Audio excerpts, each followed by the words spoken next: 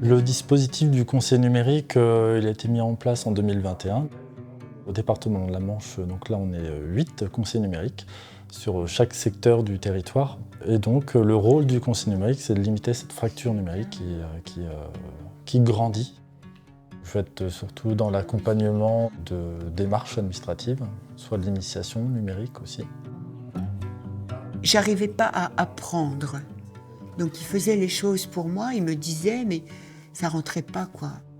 J'aimerais beaucoup aller sur Internet parce que je vois qu'il y a des documentations qui m'intéresseraient énormément. Et je sais pas faire. Et puis j'ai pas la patience non plus de le faire. On a commencé à voir petit à petit pour les adresses mail, les mots de passe, orienter Madame Bernoux vers l'initiation. On ne va pas forcément des fois se rendre compte du mot qu'on va utiliser dans le terme numérique, ou que ce soit par exemple un navigateur, Internet. On ne va pas comprendre le mot navigateur. Voilà. On va expliquer un petit peu et on essaye de schématiser pour que ça soit visuel, parce que ça va parler un peu plus facilement. Stéphane, il est très patient déjà. Il faut noter ça parce que c'est pas toujours facile.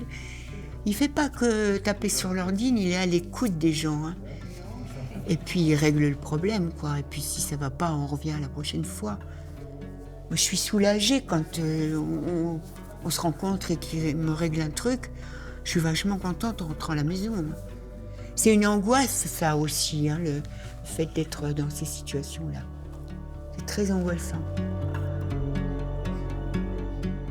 L'enjeu quand même de notre poste de conseiller numérique, hein, c'est de rassurer, d'être à l'écoute, de pouvoir bien échanger. Pour la plupart des personnes qui vont venir vers nous, souvent on va nous dire en fait je suis nul. Je suis nul, je sais rien faire, je ne veux pas savoir. J'ai pas compris, je veux pas comprendre. Et en réalité, notre premier rôle, c'est de pouvoir rassurer et de pouvoir mettre des mots et de comprendre et d'être vraiment à l'écoute, de laisser parler à la personne. Donc autant on prend le temps du numérique, mais on va prendre aussi le temps d'écoute. Notre présence, c'est déjà un gros point fort quand même sur le territoire. Et on sera accompagné et informé et orienté aussi les usagers.